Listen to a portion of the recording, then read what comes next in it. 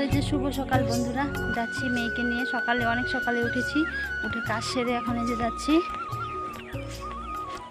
দেখো চারপাশটা কত সুন্দর লাগছে, আর এদিকে যে কাশফুলও ফুটে গেছে, পুজো পুজো গন্ধ এসে গেছে।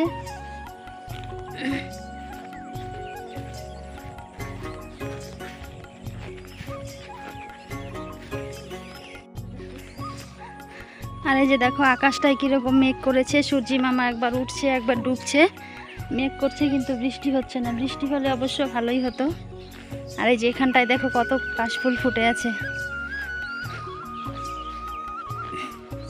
তো এই যে কাশফুল শিউলি ফুল মানেই কিন্তু পুজো পুজো একটা ভাব চলে আসে।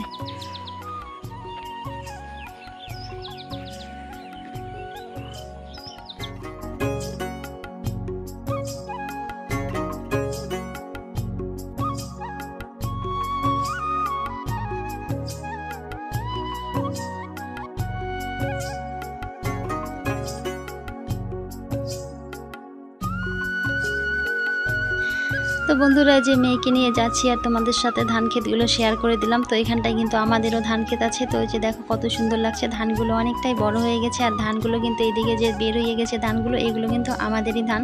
আর 1 মাস বাদেই কিন্তু ধানগুলো পেকে যাবে। তো যে দেখো একদম আকাশে বাতাসে একদম পুরো মাঠটাই কিন্তু একদম পুজো পুজো গন্ধ মনে হচ্ছে। খুবই কিন্তু সুন্দর লাগে, এই আমাদের গ্রামের দৃশ্য দেখতে কিন্তু খুব ভালো লাগে। তারপরে দেখো ওখান থেকে এসে তারপরে এই যে ঘরগুলো মুছতে চলে আসলাম। তো ঘর মোছা হয়ে গেছে, তো সিঁড়িগুলো ভালো করে মুছে দেবো।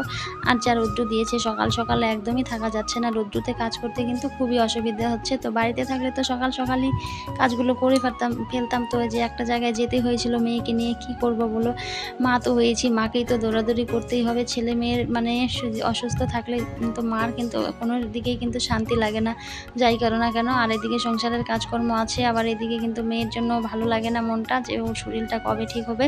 তারপরে এদিকে বাসি জামা কাপড়গুলো ছিল, সেগুলো ওই যে কেচে দিলাম। তো যে এগুলো কাজগুলো সেরে আবার পুজো টুজো দিয়ে আবার দুপুরে রান্না বান্না আছে, সেগুলো আবার করতে হবে। তো এর জন্য সকাল সকালে কাজগুলো করে নেই। তো এদিকে সকাল সকাল কাজ করতে এসে কিন্তু আমার আবার এদিকে ভিডিওর কাজ কিন্তু আবার বাকি পড়ে যায়। ভিডিওর কাজগুলো করতে আমার এদিকে সময় লেগে যায়।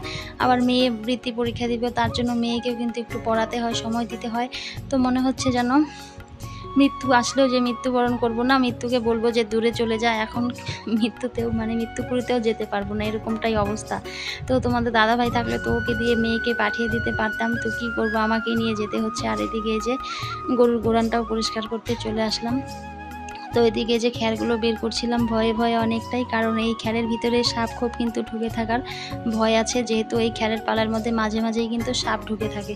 তো এই যে অনেক ঢিপ হয়ে গিয়েছিল খ্যারগুলো, তো এখান থেকে সরিয়ে দিচ্ছি। আর অনেক দিন থেকে বৃষ্টি নাই, বৃষ্টি থাকলে কিন্তু এই খ্যারগুলো কিন্তু পচে যায়। তারপরে এই গরুর জায়গাটা ভালো করে ঝাড় দিয়ে দিব। তো বড় গরুগুলোকে তো বেঁধে দিয়েছে, তো এই যে ছোটো দুটাকে বাঁধেনি। তো এই দুটাকে গায়ে ধুইয়ে তারপরে ছেড়ে দিলে কিছুক্ষণ খাবে, তারপরে আবার বেঁধে রাখতে হবে কিন্তু। তারপর আমি একদম স্নান ধান করে চলে আসলাম। তো এই যে এখন কিন্তু বেলা কিন্তু অনেকটাই হয়ে গেছে, 9:30 10টার মতো বেজে গেছে। তো মেয়েকে ভাবছি আজকে স্কুলে পাঠাবো না, এত গরমে এত রোদ্রুতে, আর শরীরটা ওর বেশি ভালো নেই। আর মেয়ে তো এদিকে মর্জি করছে স্কুলে যাওয়ার জন্য, কি করব বলো তো। তো না করছি, আজকে এত গরমে যেতে হবে না। তো এদিকে আমি চুলটা ভালো করে মুছে নিচ্ছিলাম, কারণ এত গরমে চুল কিন্তু ছাড়া যাবে না। তো চুলটা মুছে বেঁধে রাখবো। তারপর আমি দেখো বাইরেটা তোমাদের সাথে শেয়ার করলাম, জামা কাপড়গুলো এদিকে আমার মেলা হয়ে গেছে।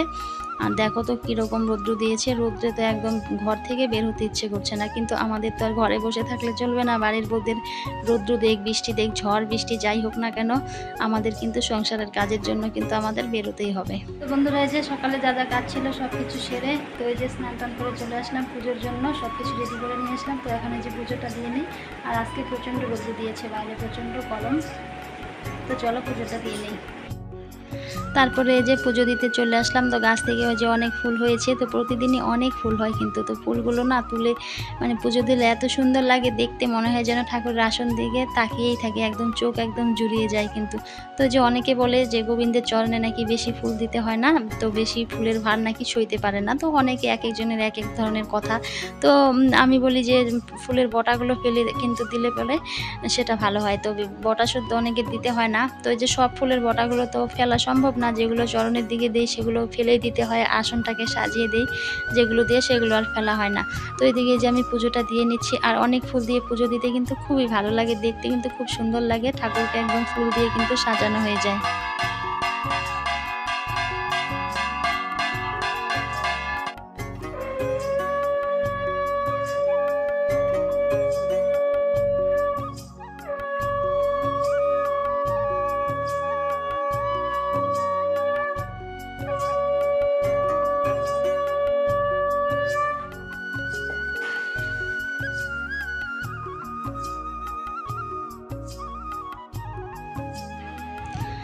তো এদিকে আমার এই যে পুজো দেওয়া হয়ে গেছে, তো ওই যে দেখো কত সুন্দর লাগছে না ঠাকুরের আসনটা, দেখে একদম চোখ কিন্তু জুড়িয়ে যাচ্ছে, খুবই কিন্তু ভালো লাগছে। তো ওই যে ফুল দিয়ে সুন্দর করে সাজিয়ে দিলে আসনটা খুবই কিন্তু ভালো লাগে। তো ওই যে অনেকে বলে একটা ফুল দিলে মন থেকে ভক্তি করলে ঠাকুর সন্তুষ্ট হয়, কিন্তু গাছে যেহেতু অনেক ফুল ফুটেছে আর সবারই তো ইচ্ছে হয়, সব ফুলেদেরই তো ইচ্ছে হয় ঠাকুরের চরণে যাওয়ার জন্য, এর জন্য বেশি করেই তুলে নিয়ে এসে দিয়ে দেই। আর এদিকে গাছে কিন্তু অনেক ফুল রয়েও যাও, যেহেতু ফুলগুলো আবার সেই পরের দিন ঝরেই যাবে, এর জন্যই এই যে বেশি করে তুলে কিন্তু সাজিয়ে দেই, দেখতে কিন্তু খুব ভালো লাগে। তাহলে বন্ধুরা আজকের ভিডিওটা এই অবধি, দেখা হবে পরের কোনো ভিডিওতে, ততক্ষণে সুস্থ থেকো, ভালো থেকো, সাবধানে থেকো।